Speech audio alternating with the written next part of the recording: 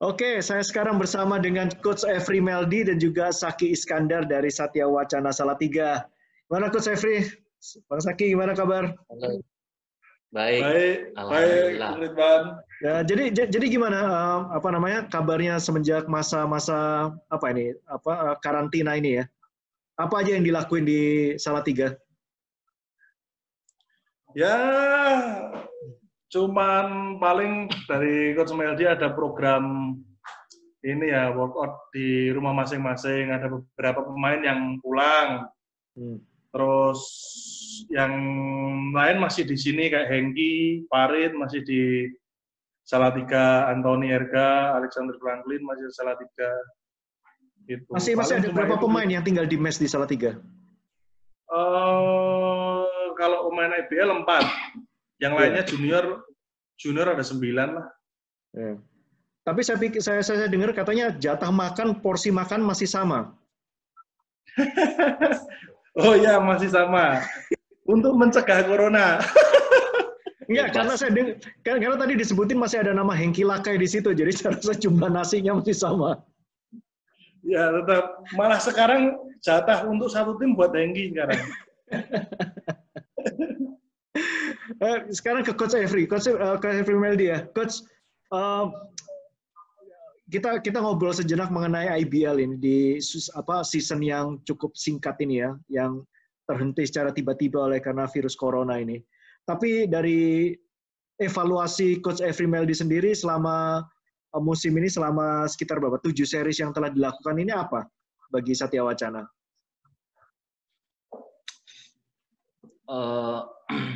Kalau saya sih awalnya itu malah petakannya waktu Sen cedera itu sih tim saya anjlok. Kalau saya nilai karena di seri 1 Semarang itu walaupun hasilnya mengecewakan tapi saya lihat tim ini menjanjikan gitu. Nah, terbukti di Bandung itu kita langsung ambil, kan habis dari Semarang tuh Bandung, kita Bandung bisa ambil 2 game gitu. Ya, habis ambil 2 game, terus lanjut ke Jakarta, lawan Lovre itu sampai akhir pun kita masih menang, Sen keluar itu. Pas Sennya ditarik keluar, kita langsung ketinggalan sama Lovre. Gitu. Terus besoknya lawan BPJ, sama-sama 2 asing, kita menang. Nah itu, selesai dari situ, dari Jogja itu, saya lihat, ya boleh dikatakan mental sih. Mental karena secara beban kita mainnya 2 asing, kita tetap lawan di Jogja kita langsung ketemu SM sama Timnas gitu. Nah, saya dari seri Jogja itu sampai ke seri Kediri itu untuk ngangkat mentalnya itu apa ya? Saya mengalami kesulitan sedikit karena di Jogja kita langsung kalah 2 game, terus pemain asing yang baru datang dan kita masih ada adaptasi. Saya mau lihat dari Jogja langsung ke Kediri ya. Jogja ke Kediri Surabaya. Nah, langsung ke Kediri, game pertama kita kalah kalau nggak salah, kalah sama Amarta. Sama Amarta karena performnya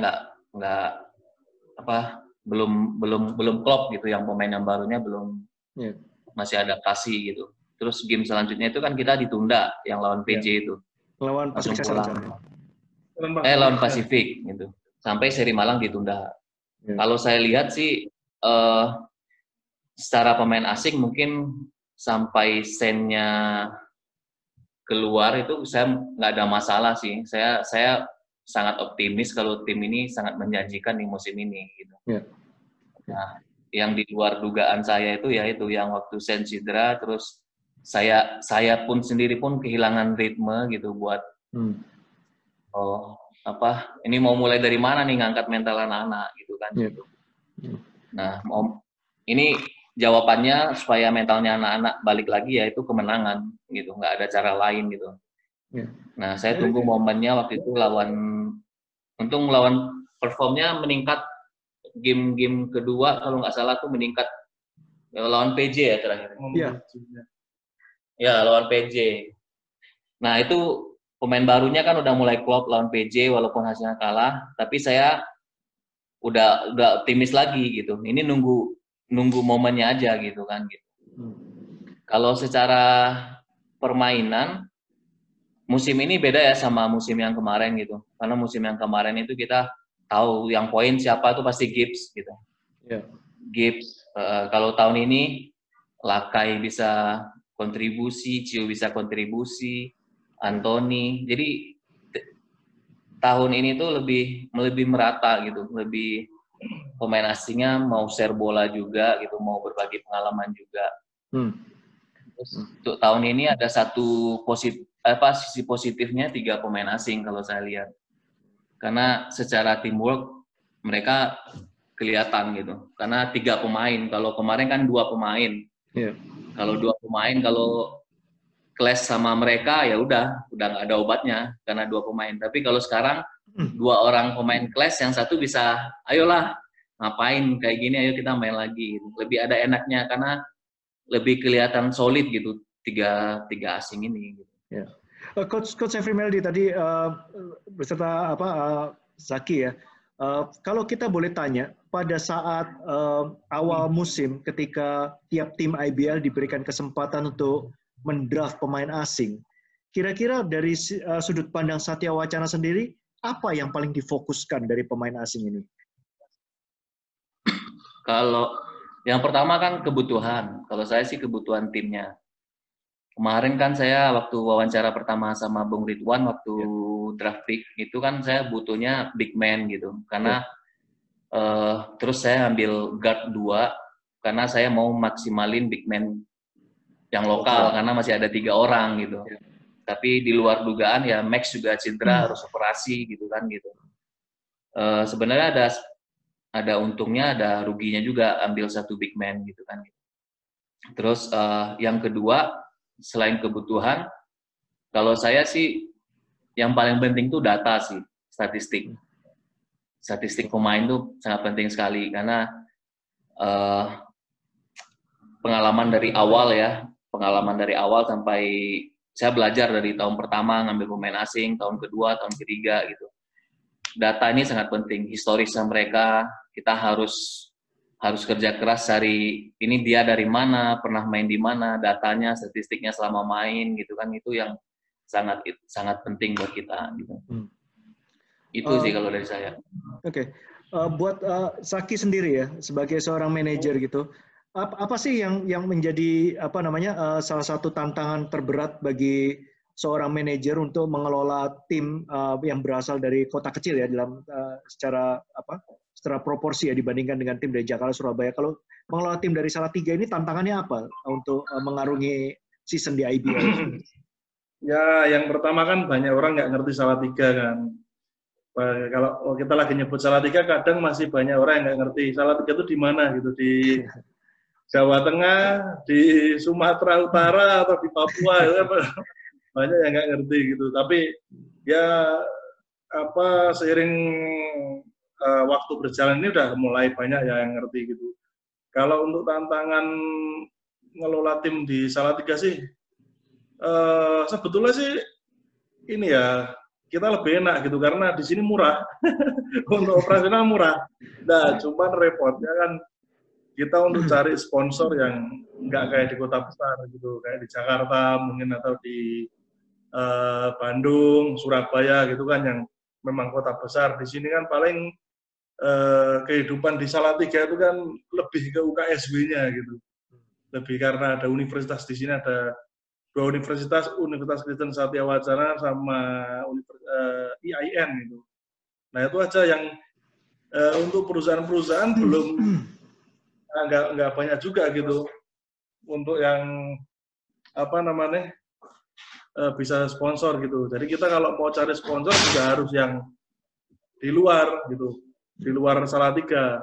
Nah kalau untuk tantangan yang lainnya tentunya kalau kita mau cari transport gitu ya, kita mau pertandingan ke Bandung, mau ke Jakarta gitu, kita harus pergi dulu ke Jogja, kalau nggak ke Semarang atau Solo itu. Karena kita kalau naik kereta juga ada dari situ, naik pesawat juga dari situ gitu. Paling itu sih kalau tantangan-tantangan itu. Yang kedua juga yang berikutnya, di sini kan nggak ada mall kok. Jadi nggak ada mall nih. Nah, mungkin kalau kita mau cari pemain, nanti yang dari kota besar mau dibawa ke sini, wah nanti kaget nanti di sini nggak ada mall, ada nih mall di sini. Mal praktek. Kembali ke pernyataan Coach Every Meldi tadi ya, mengenai di awal season ingin memberikan kesempatan untuk big man ya, bagi pemain big man lokal untuk bisa lebih berperan aktif gitu untuk nyumbang poin bagi Satya Wacana. Dari evaluasi Coach Every Meldi sendiri dan juga Saki mengenai para pemain Satya Wacana, siapa yang paling improve musim ini? Yang pasti Hengki sih, Hengki sama Cio saya lihat, Hengki sama Cio. Iya. Kalau yang lain masih ya stagnan sih, David masih belum kelihatan gitu, masih mencari-cari lah gitu kan gitu. Maksudnya mencari dan terus mencari. Belum perform gitu. Kalau saya sebenarnya jujur nunggu perform David kalau saya sih. Yeah. Kalau Hengki saya nggak kaget lah karena dari awalnya dari dia sembuh dia main 3x3 Prapon sama main di Pomnas sama saya oh ini IBL udah nggak kaget lagi, saya sebenarnya pasti bisa main gitu. Tapi yang saya sangat berharap kemarin tuh ke David. Tapi dia belum perform gitu. Ya.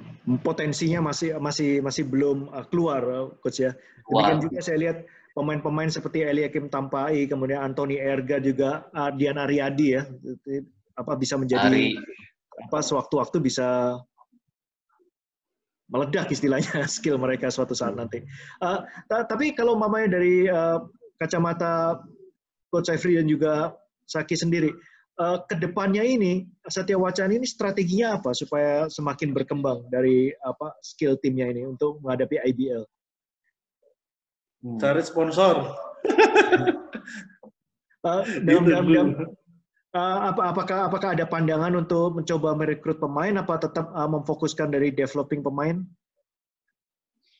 Kalau dari sisi kepelatihan ya, kalau dari saya memang dari sistem yang dibuat IBL sekarang kan kita nggak bisa seperti dulu lagi gitu, karena ada rookie gitu, terus kita jatahnya cuma 1 gitu pemain gitu. Cuma kalau saya sih semua juga harus evaluasi, bukan dari saya juga, mungkin liga juga gitu.